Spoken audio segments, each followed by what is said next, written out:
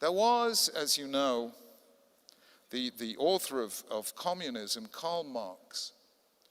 Karl Marx said famously, religion is the opium of the people. Karl Marx made an important insight.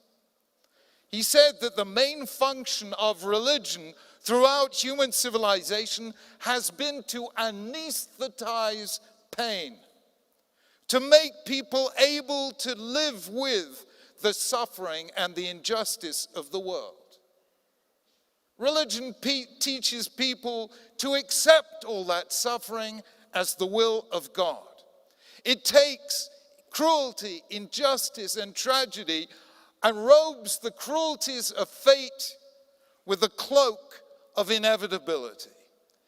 So it is in this world because that is how God wills it. Religion is the opium of the people. Thus said Karl Marx.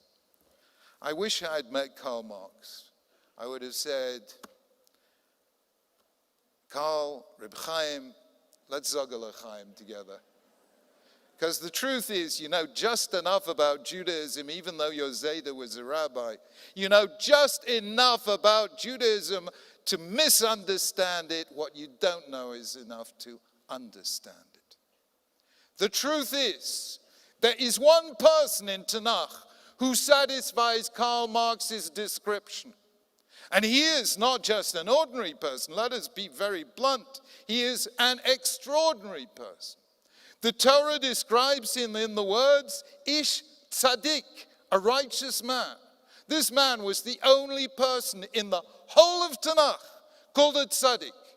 We call many people in retrospect Tzaddikim, but there is only one person in the whole of Tanakh called a Tzaddik.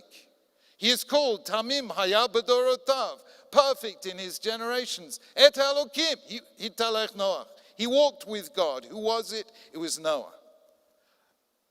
And when Hashem is about to bring a flood on earth and destroy all of humanity except Noah and his family and the animals on the ark, what does Noah do? He accepts it. He utters not one word of protest. He accepts it. Exactly as Karl Marx thinks all religious people accept suffering. And I have to tell you, it is precisely because Noah accepts that thing as a decree of God that he is deemed unfit to be the founder of Judaism, the father of the covenant. It is an extraordinary paradox that Noah, who had every other virtue, merely because he accepted and did not argue against the flood, this is not a Jew. A human being, yes, Brit B'nai Noach, but not a Jew. Who does God choose? He chooses the man who gets up and says, Chalila lecha me'asot kadava hazeh. When God tells Abraham he's about to destroy Sodom and Amorah, Abraham gets up and says, God forbid that you should do such a thing. Abraham stands up and challenges God. We do not accept suffering as inevitable. We challenge Hashem.